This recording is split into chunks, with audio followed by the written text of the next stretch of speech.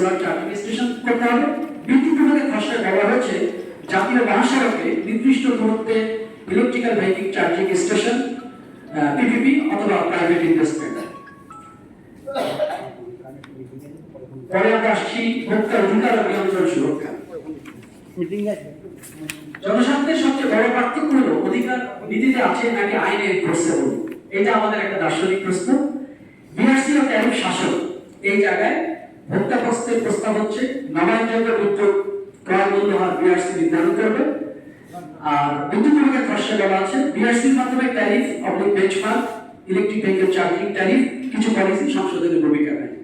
BRC স্বাধীন নিয়ন্ত্রক সংস্থা হিসেবে ভোক্তার অধিকারকে সুরক্ষা দেবে, সেটা ভোক্তা পক্ষের খুবই গুরুত্বপূর্ণ দাবি এবং এর জন্য প্রয়োজনে বিআরসি আইন সংস্কারের দাবি বহুদিন ধরে ক্যাপ করে আসছে। এই দুই প্রস্তাবে বিআরসি ও ট্যারিফ শাসনের প্রশ্নে ভোক্তা পক্ষের প্রস্তাব এবং বিদ্যুৎ বিভাগের প্রস্তাবে নীতিগত একটা পার্থক্য আছে। ক্যাপ বিআরসি কে ভোক্তা পক্ষীয় নিয়ন্ত্রক হিসেবে পুনর্গঠনের কথা বলে, আর বিদ্যুৎ বিভাগের প্রস্তাবে বিআরসি কে একটি ইমপ্লিমেন্টেশন অ্যাক্টর হিসেবে দেখা হয়েছে। এটা একটা গুরুত্বপূর্ণ পার্থক্য। পরের স্লাইডে আছে আইনি সংস্কারের গভীরতা। এখানে আইনি সংস্কার ছাড়া ভোক্তা অধিকার ট্যারিফ স্বচ্ছতা মান নিয়ন্ত্রণ কার্যকর হবে না, এটা ভোক্তারা মনে করে। ট্যাব এখানে বেশি জোর দিয়েছে। আর বিদ্যুৎ বিভাগের খসড়ায় আইন নীতির কথা থাকলেও কনজিউমার লিটিগেশন রাইটস এতটা সুনির্দিষ্ট নয়। ভোক্তাদের অভিযোগ নিষ্পত্তি ও আদালতে যাওয়ার অধিকার, এই প্রশ্নে দুই প্রস্তাবের মধ্যে ভোক্তার অধিকার কেবল ঘোষণায় নয় প্রতিকার ব্যবস্থায় প্রমাণিত হয়, এটা ভোক্তারা বিশ্বাস করে। এই জন্য ভোক্তা পক্ষের প্রস্তাব হচ্ছে যে ভোক্তা বিআরসি মূল্যহার পরিবর্তনের প্রস্তাব দিতে পারবে। বর্তমান বিআরসি যে আইন, সেই আইনে মূল্যহার পরিবর্তনের প্রস্তাব শুধু লাইসেন্সিরা দিতে পারে, ভোক্তারা দিতে পারে না। আমরা ভোক্তার পক্ষে এই ক্ষেত্রে এই দাবিটি করেছি। আর জ্বালানি অধিকার বা জ্বালানি অপরাধের প্রতিকারে সরাসরি ফৌজদারি আদালতে ভোক্তারা যেতে পারবে। এই আইনি অধিকার বিআরসি সংস্কারের মধ্য দিয়ে ভোক্তা পক্ষ চেয়েছে।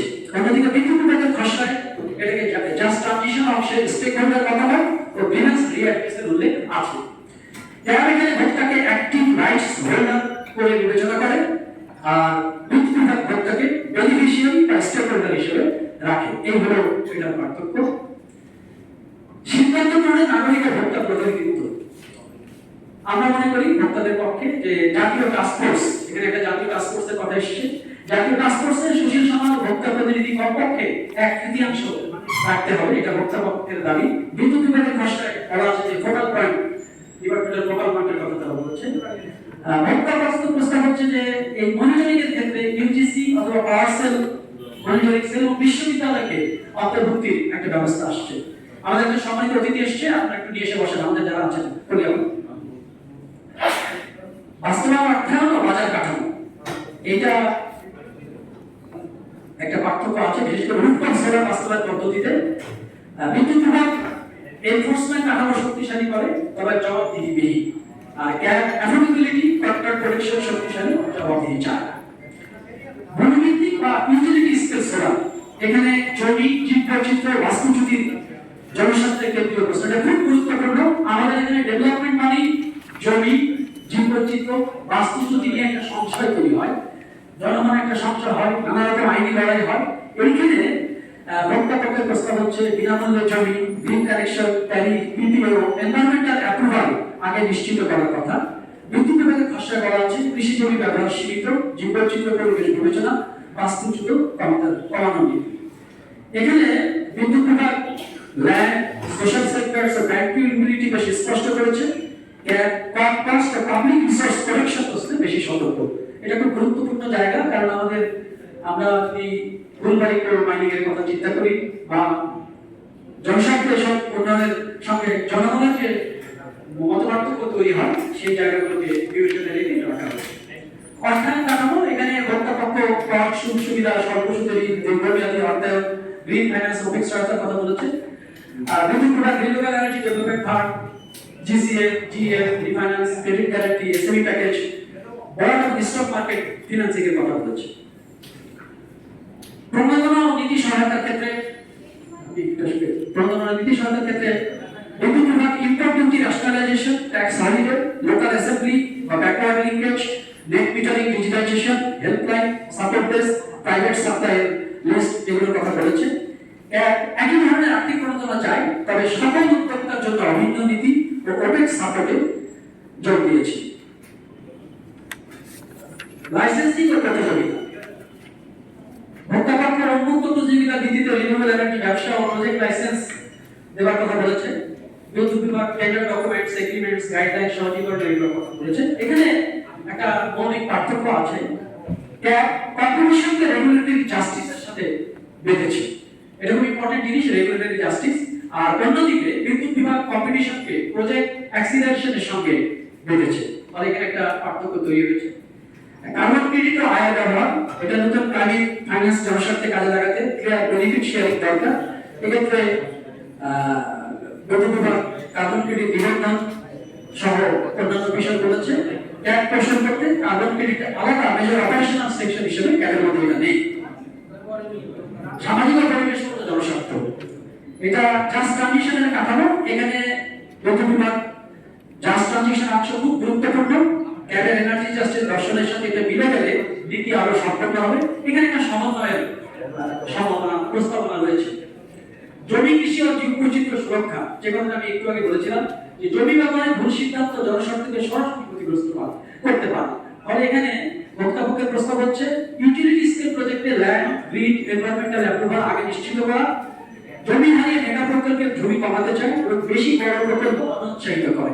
এবারে এটা একটা মৌলিক জায়গা যে মেগা প্রকল্পের জমি সে কমাতে চায় জমির কারণে, এবং বেশি বড় প্রকল্পকে সে অনুৎসাহিত করে। বিদ্যুৎ বিভাগের খসড়ায় কৃষি জমি ব্যবহার সীমিত, জীববৈচিত্র্য পরিবেশের প্রভাব বিবেচনা, বাস্তুচ্যুতি কমানোর কথা বলা আছে। কৃষি সেচ ও গ্রামীণ অর্থনীতি, আপনারা সবাই জানেন যে সোলার সেচ নিয়ে আমাদের একটা এই দুই প্রস্তাবে ব্যাপক প্রস্তাবনা আছে। ডিজেল পাম্প 20% এবং গ্রিড পাম্প 10% প্রতিস্থাপনের নির্দিষ্ট টার্গেট দিয়েছে ভোক্তাপক্ষ। বিদ্যুৎ বিভাগের খসড়ায় প্রায় 12 লাখ ডিজেল ও 4 লাখ ইলেকট্রিক ইরিগেশন পাম্পের প্রসঙ্গ করে ট্রানজিশন প্ল্যানের কথা বলা হচ্ছে। বিদ্যুৎ বিভাগ সেচ বাস্তবায়নের প্রশাসনিক মাসটা বেশ ডিটেইল, লক্ষ্য ভিত্তিক, পাবলিক ইন্টারেস্ট প্রেমিক বেশি তার প্রস্তাবনা। ক্লিন কুকিং ওয়েস্ট ও এনার্জি, এখানে বিদ্যুৎ বিভাগ house hold public health dimension যুক্ত করেছে, তবে ট্যারিফ, ওয়াস্ট সোর্সিং ও পলিউশন কন্ট্রোল কঠোরভাবে নির্ধারণ করা দরকার। শ্রম, নারী ও প্রান্তিক জনগোষ্ঠী, এখানে জনস্বার্থে মানে দুপক্ষের অ্যাপ্রোচকে একত্র করা দরকার। ক্যাডের প্রস্তাবটা অধিকার ভিত্তিক এবং বিদ্যুৎ বিভাগের একটা সোশ্যাল সেক্টর ম্যাট্রিক্সের দ্বারা পরিচালিত। প্রতিটি রিনিউয়েবল এনার্জি প্রকল্পে local benefit plan, gender action plan, women's psychology ও ওয়ার্কার সেফটি প্ল্যান বাধ্যতামূলক করা উচিত।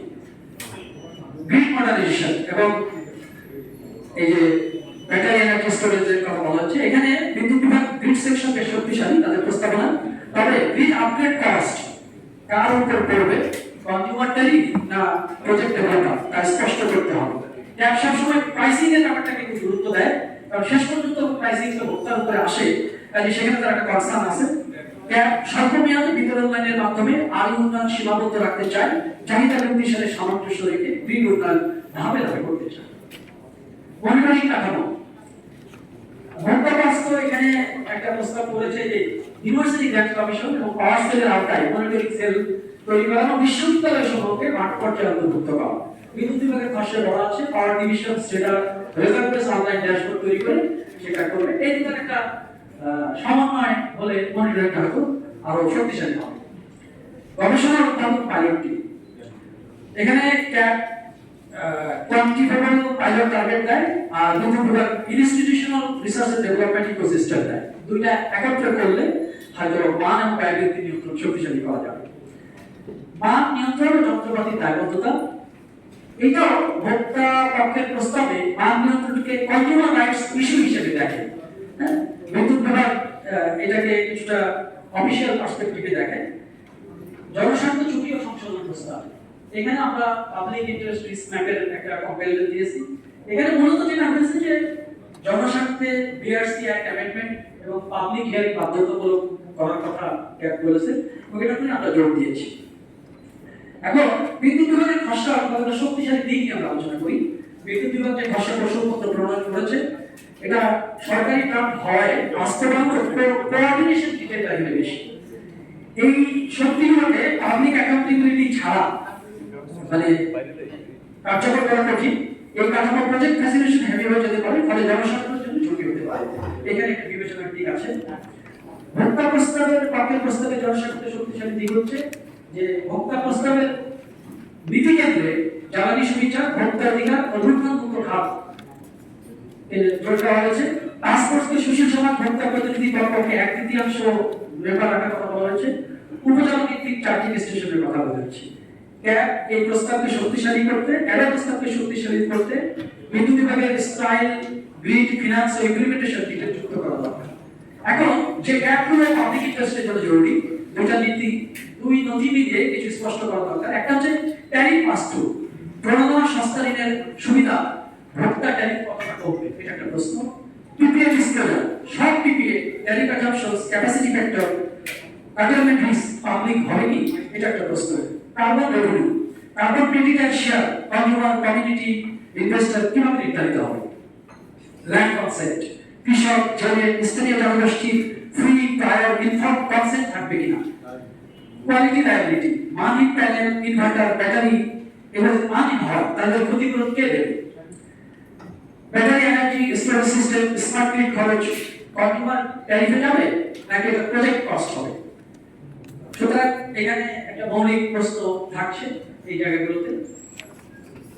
আমি শেষের দিকে চলে এসেছি। আমাদের সুপারিশ আছে কিছু, সেটা হচ্ছে যে ক্যাবের অধিকার কাঠামো এবং বিদ্যুৎ বিভাগের ইমপ্লিমেন্টেশন কাঠামো এই দুটোকে একত্র করা দরকার। সুনির্দিষ্টভাবে ভোক্তা অধিকারকে আইনগত এনফোর্সমেন্টেবল করার প্রস্তাব ক্যাব দিয়েছে। নীতি ভাষা যথেষ্ট নয়, আইনি অধিকার দরকার। ক্যাবের বক্তব্য হচ্ছে যে বিআরসি অ্যাক্ট 34/6 এটা সংযোজন, বিআরসি অ্যাক্টের 47 এনার্জি অফেন্সের বিরুদ্ধে আদালতে, যে কথাটা আমি আগে বলেছি যে ভোক্তাদের আদালতে যাওয়ার অধিকার দেওয়া, এই জায়গাগুলো আছে। এগুলো যদি করা যায় তবে ট্যারিফ অ্যাবিউজ কমে, ভোক্তার আস্থা বাড়ে, কোয়ালিটি ও সেফটি অ্যাকাউন্টেবিলিটি বাড়ে, প্রজেক্ট লেজিটিমেসি বৃদ্ধি পায়।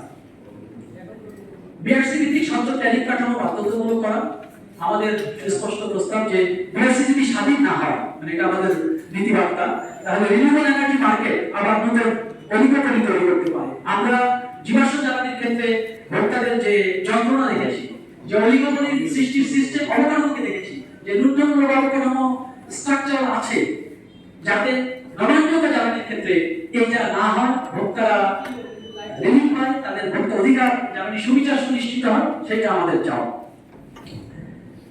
আমরা বলতে চাই ল্যান্ডের ক্ষেত্রে খুব ইম্পর্টেন্ট, যে আই এক্সপানশনের জন্য নতুন ল্যান্ড ইনজাস্টিস তৈরি না হয়।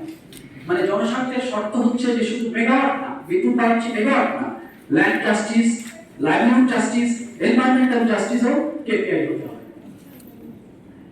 কার্বন ক্রেডিট ও ফিনান্সের ক্ষেত্রে ক্লাইমেট ফাইন্যান্স যেন কনজিউমার ইন্টারেস্ট ফাইন্যান্স হয়, সেটা দেখার কথা আমরা বলেছি।